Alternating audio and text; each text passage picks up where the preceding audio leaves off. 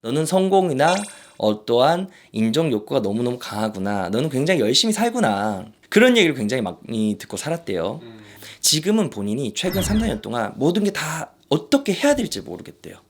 과연 본인이 어떻게 해야 되냐. 난 너에게 좀 조언을 구하고 싶어. 그래서 제가 그 대답을 해드렸거든요. 네.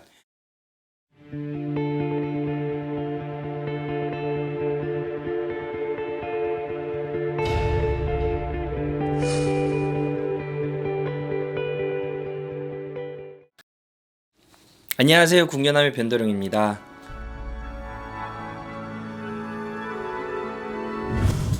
선생님, 왜 사람이 이렇게 표현하면 그렇지만 좀 살기 싫다라고 하나요? 그럼요. 뭐 그런 때가 있다라고 생각을 하거든요. 어떠한 문제들로 하여금 본인의 닥친 상황에서 제일 크다라고 생각한 그 시점에 정말 이 세계를 떠나고 싶다 진짜. 네. 이런 때들이 있는데 그런 사람이 오신다면 어떤 식으로 조언 주시나요? 제가 오늘 조금 전에 되게 굉장히 친한 지인분과 통화를 했었어요. 저의 형님이세요. 형 잘 지내고 계세요? 사업 잘 되시죠? 어떻죠? 이렇게 얘기를 했더니 이 형님께서 조금 목소리가 불안해요. 형님 왜 목소리가 불안할까요? 어떠한 이슈가 있을까요?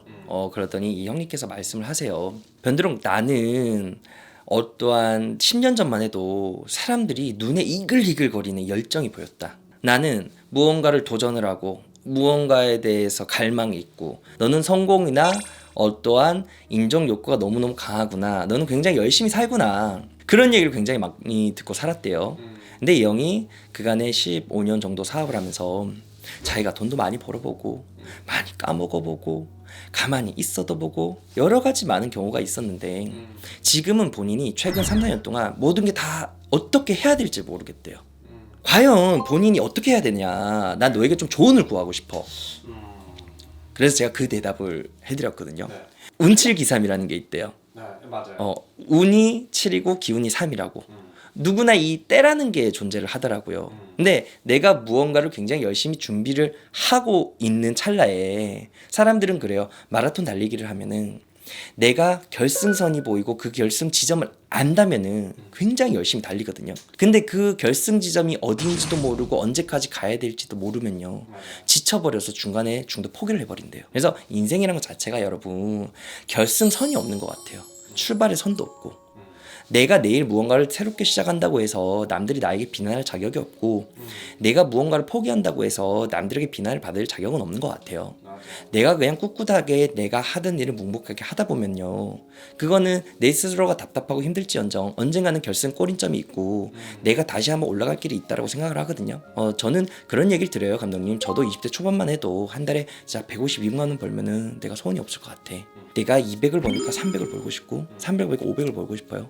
500을 벌다 보니 더 벌고 싶었는데 어느 순간 내가 돈을 더 못 벌었을 순간이 왔었을 때에도 내가 실패를 하거나 좌절을 하지 않고 지금은 운기가 좋지 않구나, 시간이 지나서 때가 된다라면은 나에게 또다시 기회가 없구나, 저는 그런 생각을 항상 살아가거든요. 그래서 여러분, 오늘 하루 되게 잘 사시면요, 그 인생이 행복한 것 같아요. 내가 오늘 대기업을 다니는데 그만두고 내가 편의점 아르바이트를 한다고 해서 그게 나쁜 인생은 아니잖아요. 그게 실패한 인생은 아니잖아요. 나의 다른 인생을 걸어가는 건데 그걸 누군가가 비난하거나 욕할 자격은 없다고 생각하거든요. 맞아요. 그래서 여러분, 불행은 사실은 곧 나에게서 나온 것 같아요. 내가 무언가가 갈망하고 무언가를 요구를 하는데 그게 만족을 하고 충족이 안 됐을 때 내가 자꾸만 울고 화가 나고 짜증이 나는 거니까 여러분, 불행하시다라고 느끼신다면 조금 방문하셔서 상담해서 여러분이 지금 막혀있는 부분이 어떤 건가, 나의 온기를 잘 알아서 잘 그 해를 넘어간다면 내년 한 해는 더 발전해 있을 것 같아요. 여러분, 맞아요. 네, 다음 시간에 또 좋은 컨텐츠로 올게요. 감사합니다.